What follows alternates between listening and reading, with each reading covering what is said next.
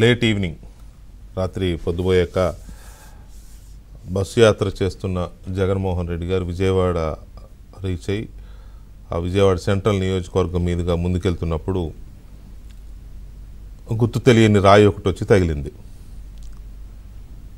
జగన్మోహన్ రెడ్డి గారి నుదిటికి గాయమైంది, చిన్న గాయమైంది.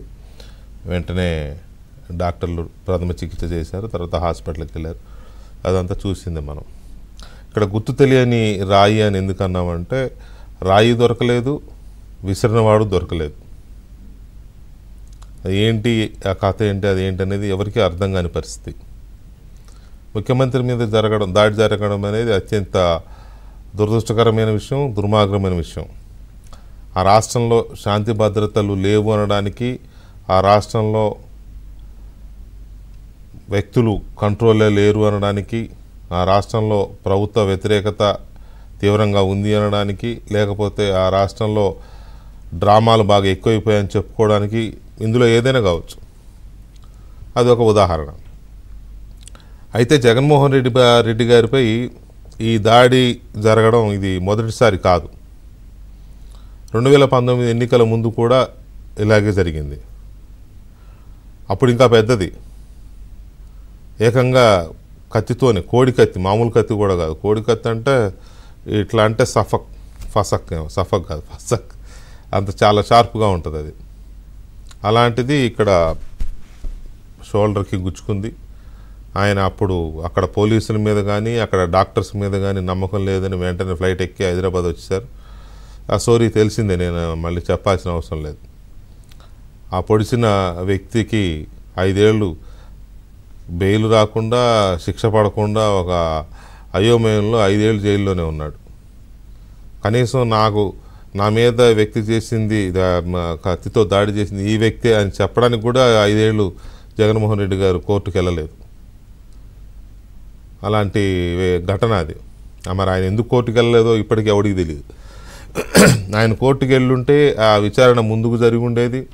ఆ వ్యక్తి అయితే దోషిగానో లేకపోతే నిర్దోషిగానో తేలిపోయి ఉండేది.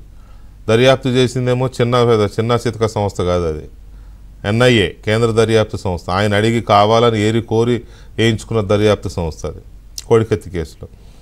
మరి ఇప్పుడు ఆయన రాయి తగిలిన తర్వాత నాకు ఇక్కడ పోలీసులు వద్దని లేదు, ఇక్కడ డాక్టర్లు వద్దని లేదు. అక్కడ డాక్టర్లు ఏదో ప్రథమ చికిత్స చేశారు, ఒక బ్యాండేడ్ వేశారు, మళ్ళీ యాత్ర ముందుకు సాగిపోయింది. తర్వాత ప్రభుత్వ ఆసుపత్రికి వెళ్ళారు, ఏదో జరిగింది మొత్తానికి. ఒకరోజు రెస్ట్ తీసుకున్నారు, మళ్ళీ వాళ్ళ యాత్ర మంచిదే. ముఖ్యమంత్రి గారు సేఫ్గా ఉన్నారు, సంతోషం, అంతవరకు సంతోషం. కాకపోతే ఈ రకమైన దీన్ని ఎలా చూడాలి? జగన్మోహన్ రెడ్డి గారి మీద, ముఖ్యమంత్రి గారి మీద జరిగిన ఈ దాడిని జనం ఎందుకు ఇది కూడా ఒక డ్రామానే అనే ఎందుకు నమ్ముతున్నారు? ఎందుకు దీని మీద ఎక్కువగా ముఖ్యమంత్రి గారి మీద దాడి జరిగిందనే చర్చ జరగడం లేదు? ఇది ఒక డ్రామా చర్చగా ఎందుకు ప్రజలు నమ్ముతున్నారు? ఆయనకి చిన్న గాయమైంది, బ్లడ్ వచ్చింది, కుట్లు కూడా పడినాయి, 3 కుట్లు అని డాక్టర్లు చెప్పారు. హాస్పిటల్కి వెళ్ళినాక వాళ్ళు చెప్పారు 3 కుట్లు పడినాయని. అయినా ఎందుకు జరగడం లేదు అని అంటే గతం అలాంటిది. కత్తితో పొడిస్తే, కోడి కత్తితో ఏదో 2 ఇంచులో 3 ఇంచులో పెద్ద గాయం అన్నారు. హైదరాబాద్ వచ్చారు, 6 కుట్లో 9 కుట్లో పడినాయి అన్నారు. అయినా ఆయన మరి నాకు కేంద్ర దర్యాప్తు సంస్థతో దర్యాప్తు చేయించాలన్నారు. కేంద్ర దర్యాప్తు సంస్థతో దర్యాప్తు చేయించారు. అతన్ని పట్టుకున్నారు, జైల్లో పెట్టారు. ఆయన కోర్టుకు వెళ్ళి సాక్ష్యం చెప్పమంటే చెప్పలేదు. చెప్పాలి కదా. అంత పెద్ద గాయమైపోయి జస్ట్ మిస్ అయితే అప్పుడు ఆ రోజున ఏమన్నారు, ఇక్కడ తగలాచింది కొంచెం మిస్ అయ్యి తగిలితే పేక తగ్గిపోయేది, మెడ తగ్గిపోయేది అన్నారు. జరగకూడదు. అది ముఖ్యమంత్రి అయినా ఇంకొకరైనా ఇంకో జరగకూడదు, అలా తగ్గకూడదు. వారు అన్న మాటలే చెప్తున్నా నేను, రోజా గారు లేదా ఇంకొకరు అన్న మాటలు చెప్తున్నా. మరి అంతటి దాని మీద ఆయన కోర్టుకు వెళ్ళి 5 ఏళ్ళు అయింది కోర్టుకు వెళ్ళి కనీసం అవును ఇతనే నా మీద దాడి చేశాడు అని చెప్పి చెప్పాలి కదా, చెప్పలా. ఇప్పుడు ఆయన ఇవాళ మాట్లాడుతూ ఇందాక గుడివాడలో మొదటి సభ అంటే ఈ దాడి రాయి తగిలిన తర్వాత మొదటి సభ ఆయన ఇందాక గుడివాడలో మాట్లాడుతూ ఇది దేవుడి స్క్రిప్టే అన్నాడు. నేను మళ్ళీ చెప్తున్నా, ఇది నా మాటలు కల్పితం కాదు, ఏదేదో పిచ్చి కామెంట్లు పెట్టుకుంటున్నారు, ఏదో నాకు మూడిందని ఒకడో నాకు దగ్గరికి వచ్చి నేను ఒకడో పెట్టుకోండి.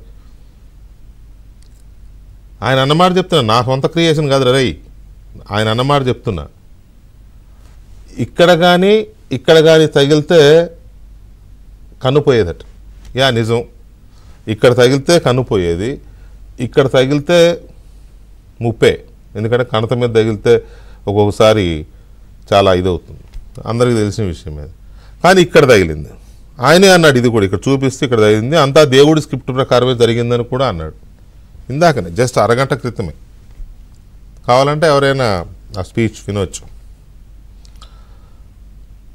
మళ్ళీ యథావిధిగా యాత్ర చేసుకుంటున్నారు, సంతోషం జగన్మోహన్ రెడ్డి గారు. సో ఈ పరిస్థితుల్లో ముఖ్యమంత్రి మీద దాడి జరిగినా కూడా రాష్ట్రంలో ఎందుకు ప్రజలు స్పందించట్లేదు, ఎందుకు పెద్దగా సీరియస్గా తీసుకోవడం లేదు? ఎందుకంటే 5 ఏళ్ళు దళితుల మీద దాడులు జరిగినా, 5 ఏళ్ళు అమాయకుల మీద దాడులు జరిగినా, 5 ఏళ్ళు మహిళల మీద దాడులు జరిగినా, 5 ఏళ్ళు విపక్షాల మీద దాడులు జరిగినా కూడా నోరు మీద అవకాశం లేకుండా చేశారు. కాబట్టి ఇదేంటి అని ప్రశ్నించిన వాడిని తీసుకెళ్ళి లోపలేశారు, కాబట్టి కొట్టారు, కాబట్టి కేసులు పెట్టారు, కాబట్టి నోరు మెదపకుండా ఉండడం అలవాటైపోయింది జనానికి. ఇమ్యూనిటీ వచ్చేసినట్టుంది బహుశా. నా దాకా రాలేదుగా అంట, ఇప్పుడు వచ్చింది నీ దాకా. నాకైతే అదే అనిపించింది. సో ఓవరాల్గా ఈ గుర్తు తెలియని రాయి దెబ్బ, దీనికి సంబంధించిన దర్యాప్తు ఎంతవరకు వచ్చింది, దీంట్లో వ్యవస్థల వైఫల్యం ఎంత, పోలీస్ అధికారులు లేదా ఇంటెలిజెన్స్ అధికారుల వైఫల్యం ఎంత, డ్రామా అనే ఎందుకు అనుకుంటున్నారు దీన్ని? సో ఇలాంటి అంశాలన్నీ చాలా జరుగుతున్నాయి. తర్వాత